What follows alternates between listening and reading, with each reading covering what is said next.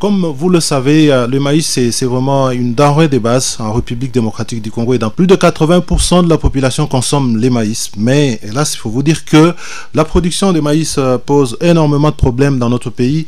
Et cela est dû souvent aux attaques de ravageurs, notamment des chenilles légionnaires d'automne. Donc aujourd'hui, pour en parler exactement, parce qu'il faudrait absolument que l'on mène une lutte pour que la production de maïs puisse augmenter. Sinon, on est en train d'exposer la population à l'augmentation du taux de malnutrition dans ce pays. Alors, pour arriver à supprimer cette situation, il faudrait qu'il y ait une lutte contre la chenille légionnaire d'automne, et il y a une structure qui s'occupe de cela, et donc qui s'occupe de la gestion de la chenille légionnaire d'automne ici chez nous, en République démocratique du Congo. C'est Landolec Venture 37. Alors, pour en parler effectivement aujourd'hui, nous allons recevoir Cachez-moi Arsène, qui est le chargé de communication de Landolec Venture 37.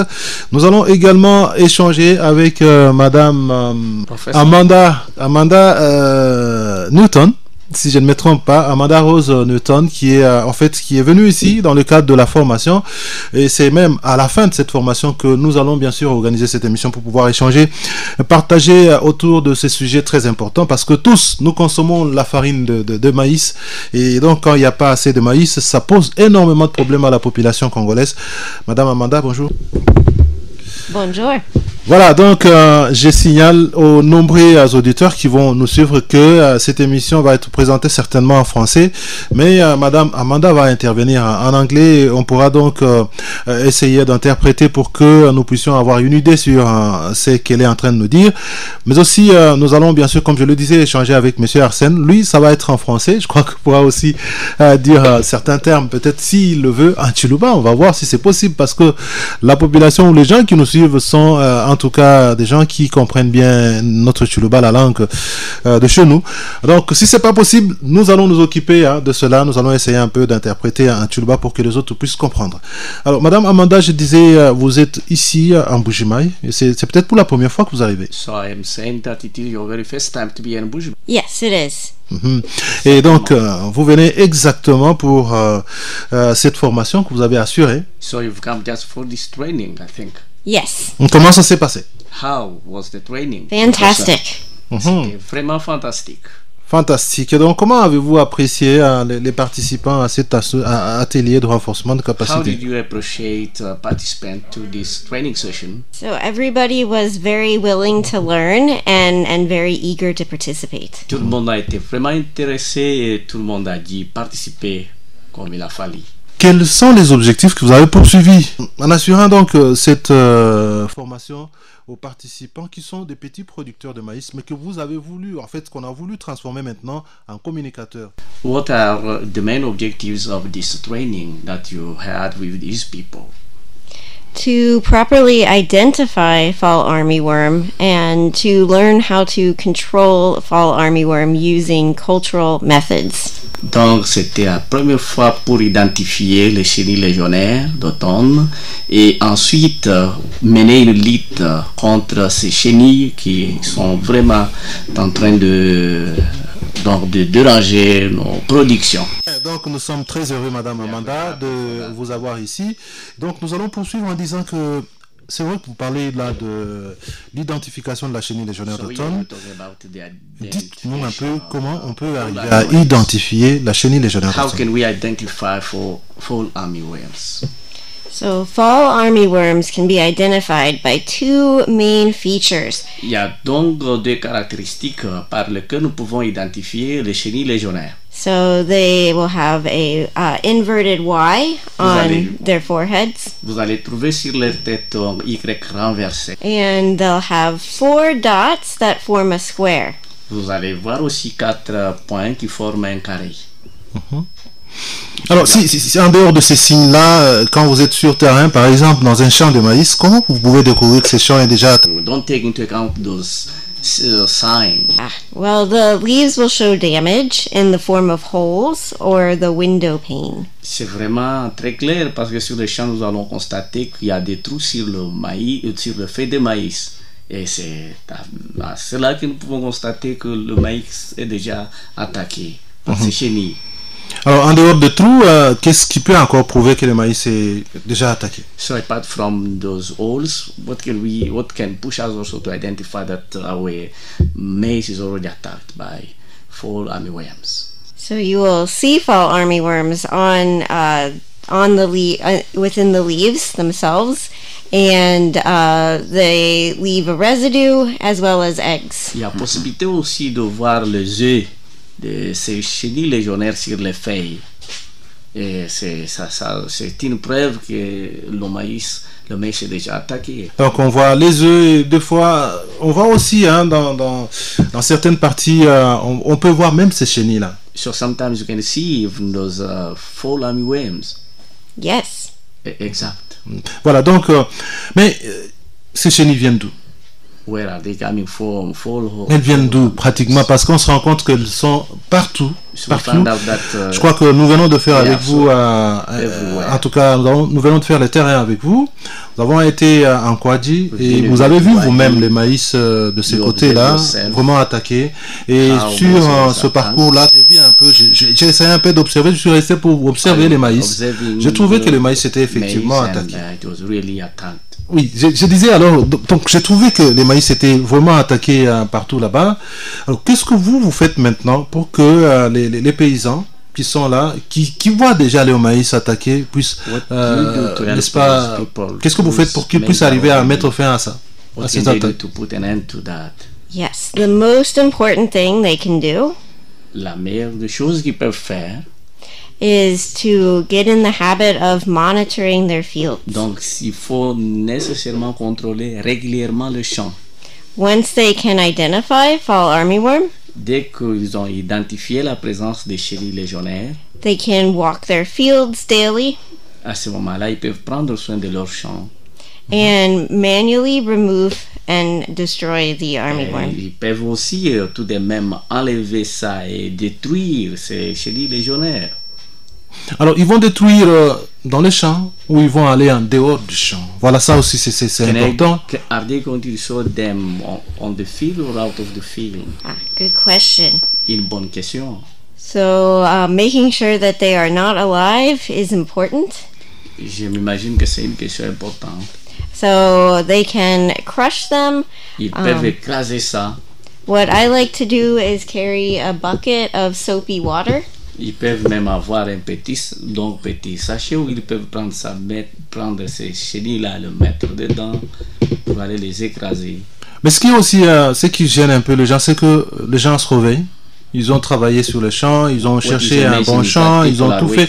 Mais ils se réveillent un jour, ils ont déjà planté les maïs sont poussés, et puis ils se réveillent un jour, ils trouvent que les chenilles légionnaires sont là. Ils viennent d'où ces chenilles?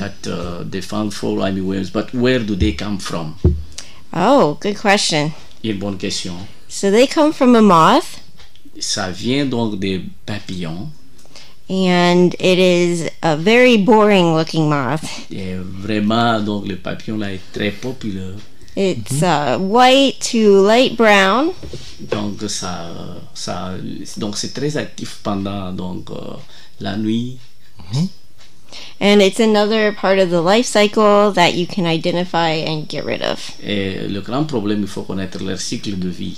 Alors, vous parlez de cycle de vie de ces papillons ou encore de chenilles légionnaires d'automne. Nous mettons tout ensemble. Parlez-nous un peu de ces cycles de vie. Can you tell us something about the cycle of life of those fall armyworms? Yes. So the moth that we just talked about. Donc, je vais bien commencer par les papillons. Oui. It lays eggs on the leaves. Lorsque les papillons doivent donc pondre ses œufs sur les feuilles de maïs. Many eggs. Beaucoup d'œufs sur les feuilles de maïs. And those hatch into caterpillars. Et ces œufs-là vont éclorer et devenir maintenant des petites chenilles. And they have 6 different stages. Et ces petites chenilles-là ont pratiquement 6 étapes. And 6 étapes. 6 étapes. they're easiest to control and the first 3, the smallest caterpillars. Donc, les 3 premières étapes, c'est vraiment contrôlable. On peut contrôler sans difficulté. And after they get to the last stage, Et dès que les chenilles légionnaires arrivent à cette dernière étape, Oui. au stade, they go under the ground and pupate. à ce moment-là, ça va descendre et entrer dans les sous-sols. Dans le sol. Oui. And then they emerge as adult moths. Et après, ça va aussi réapparaître en forme de De papillon. papillons. Donc, c'est tout un cycle là qui évolue. Et puis, on arrive au papillon. Le papillon It is devient, a cycle on fait which donne is going to de chenilles à travers les œufs qui arrivent. Et puis, enfin, c'est encore le papillon à la fin.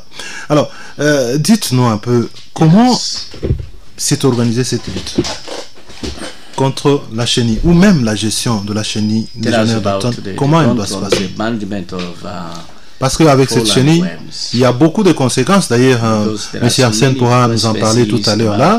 Il y a des conséquences, il y a des dégâts there are so que la many- chenille many légionnaire damages pose. and Et so ces many- dégâts font que la production même du maïs diminue. And Alors even the que production of dans maize notre is milieu, going to c'est be les maïs reduced. qu'on consomme le plus. From the time that it's maize which is highly consumed here in this area. Yes. So the life cycle we just described, Je viens à peine de décrire le cycle de vie de ces chenilles. it takes 1 month. Et c'est vraiment important.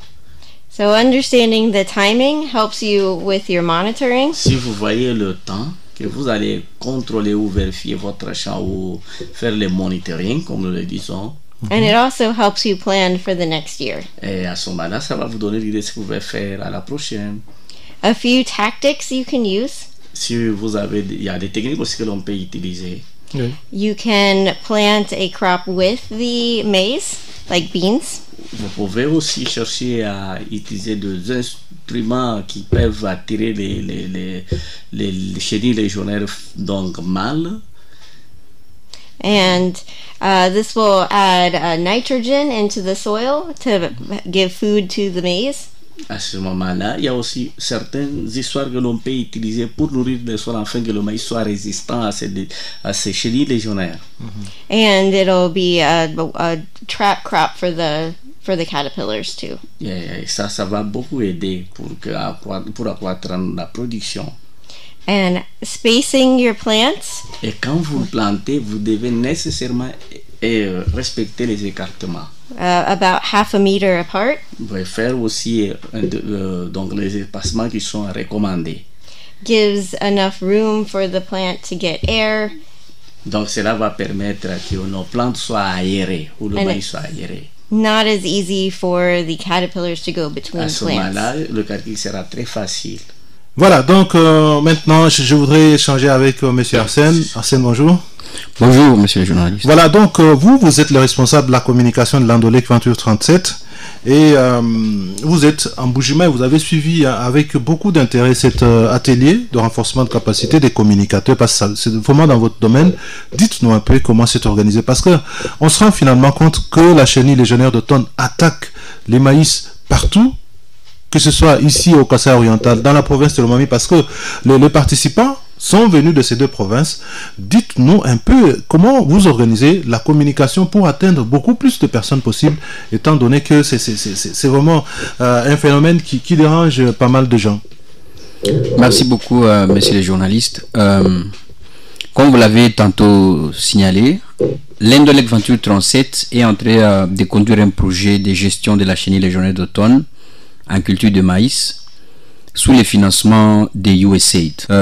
Les activités sont en train d'être accompagnées dans 5 provinces où nous avons commencé et bientôt nous allons évoluer dans d'autres provinces.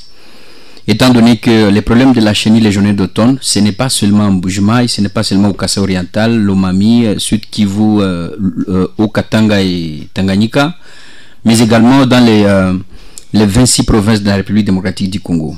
Je le disais d'ailleurs tantôt, je me dis mais vous n'êtes pas allé dans d'autres provinces, comment ça va arriver là-bas? étant donné que nous sommes un projet, nous avons des limites, nous avons une périodicité que nous devons respecter, le début et la fin.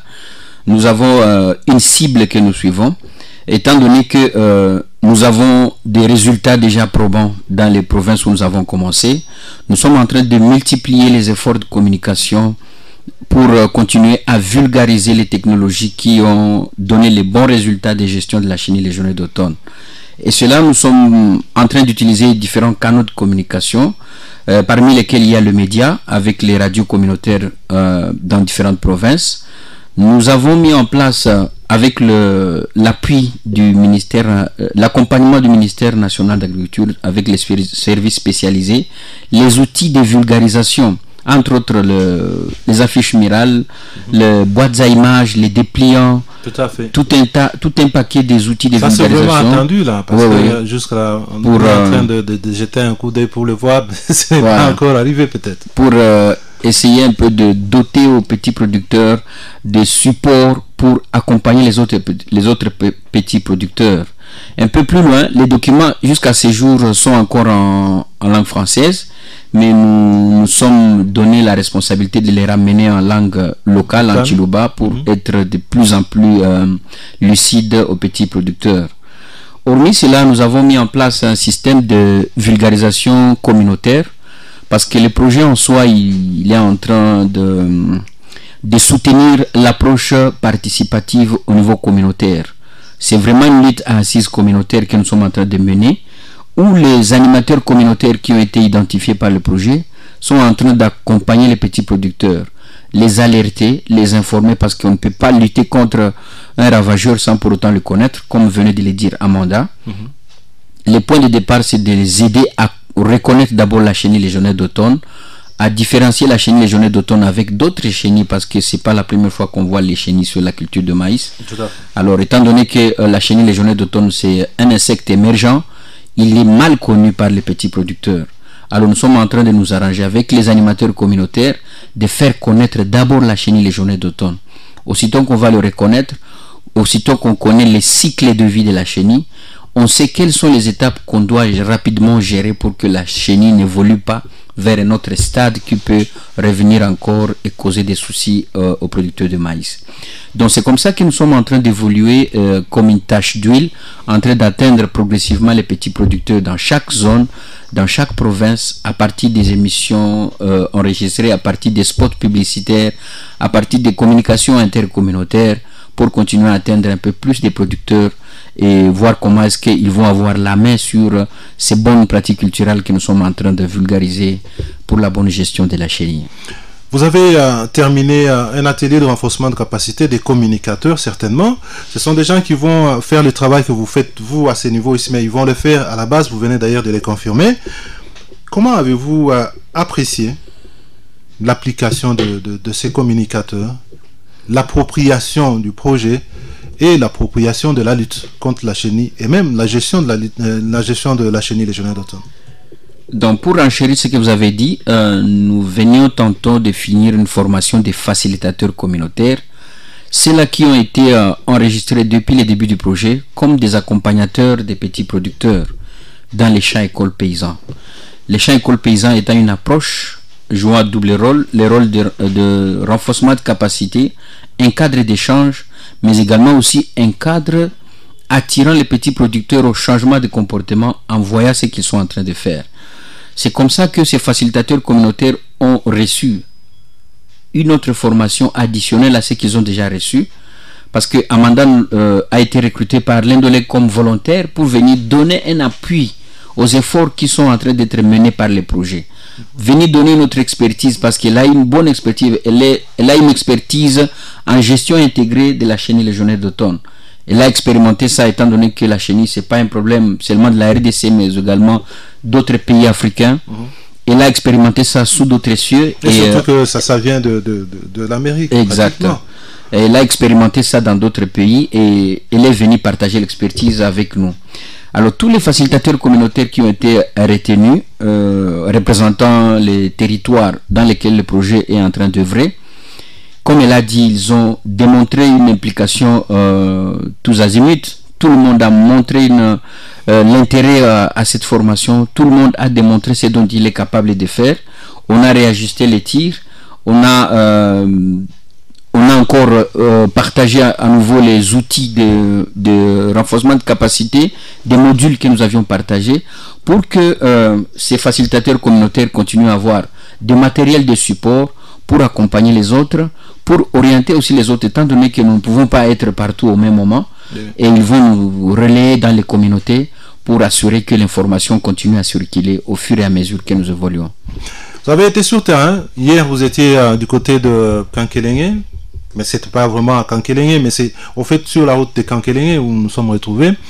Aujourd'hui, de l'autre côté de Chilenge, ce que vous avez vu par rapport au travail qui a été déjà fait, est-ce qu'on peut dire que vous êtes satisfait?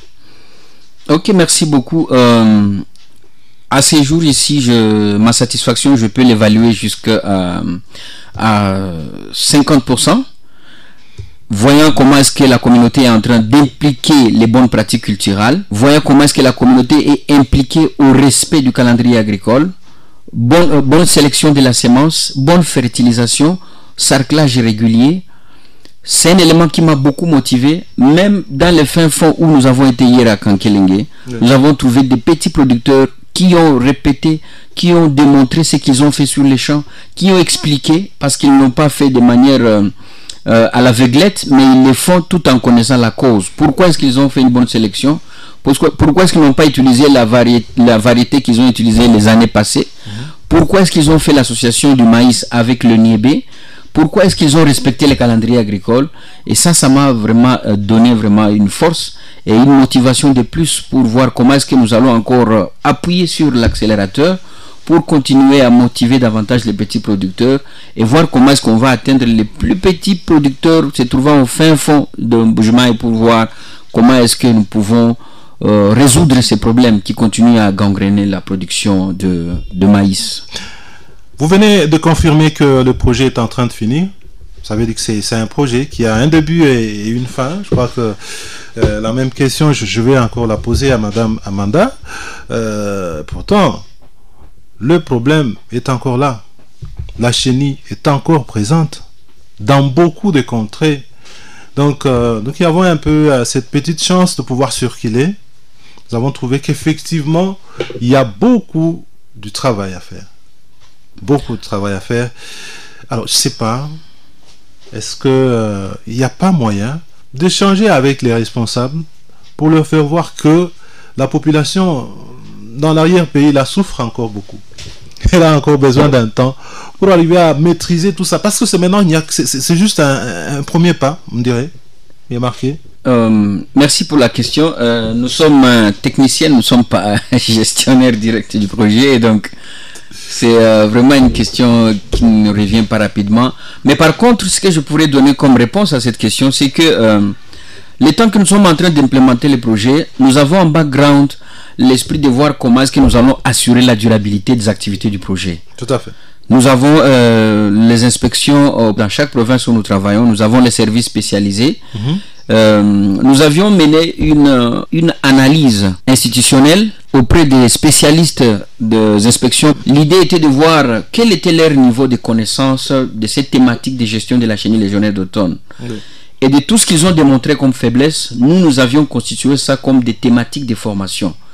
Ces éléments-là nous ont aidés à développer des modules de formation que nous devons les administrer et nous rassurer que demain ou après-demain, aussitôt que le projet va voir sa fin, nous serons sûrs que ces spécialistes des inspections seront à mesure de continuer à accompagner les petits producteurs, continuer à gérer cette chenille au niveau communautaire. Parce que l'approche, comme je venais de le dire, c'est vraiment une lutte à assise communautaire. La communauté qui est déjà capacitée, les inspections avec leurs services spécialisés qui sont déjà capacités, ils vont conjuguer les efforts et ils vont continuer toujours à gérer la question d'une manière efficiente et rassurer une bonne gestion. Étant donné que la chenille, on ne va pas détruire la chenille et qu'elle disparaisse, on doit apprendre à vivre avec elle, mais le garder au seuil moins dangereux et n'affectant pas le rendement de la culture du maïs. Voilà, donc on doit apprendre à vivre avec la chenille légionnaire d'automne. Je crois que là, l'inspecteur provincial de l'agriculture, pêche et élevage du Kassai oriental nous suit. Je crois qu'il doit aussi vraiment s'impliquer pour que son inspection puisse jouer pleinement ce rôle. Madame Amanda, nous sommes en train de tendre vers la fin parce qu'il ne nous reste plus que 2 bonnes minutes.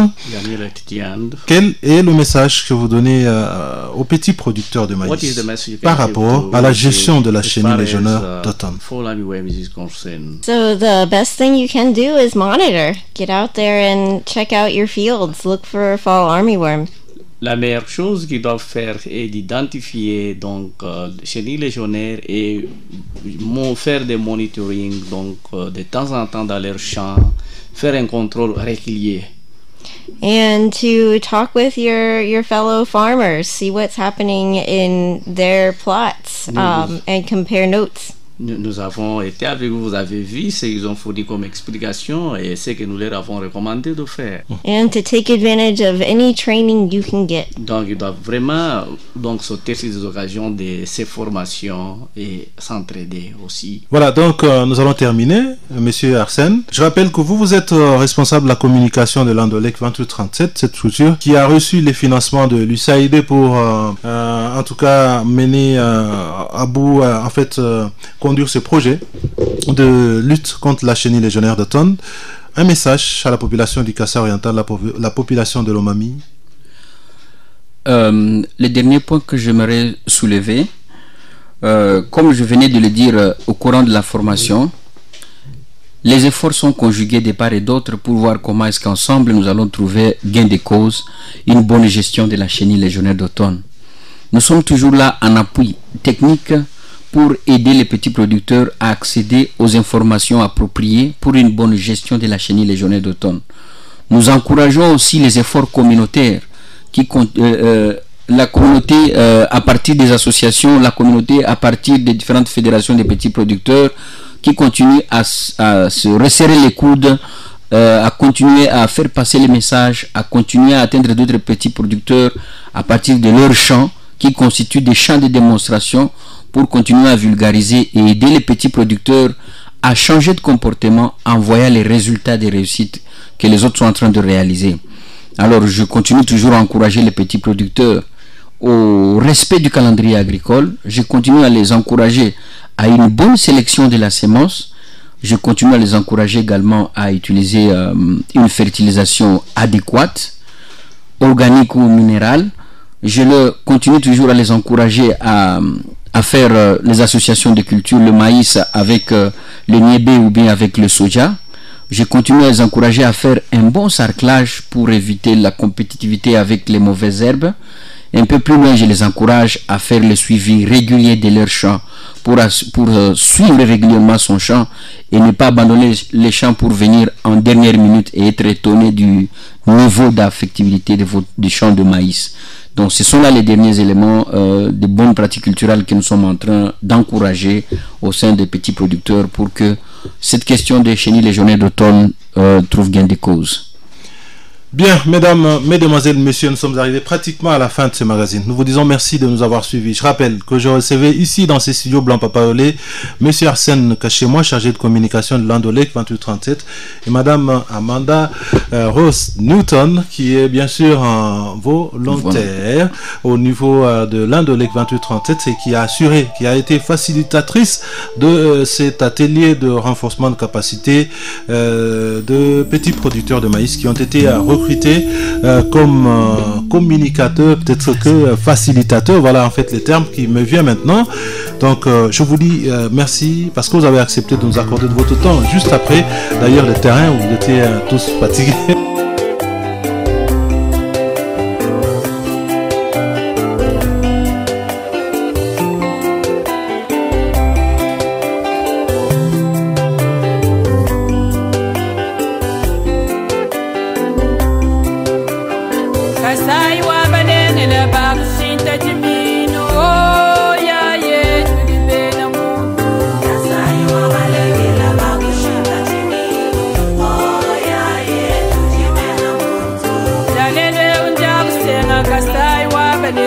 Kasai wa balege da tulbe na mu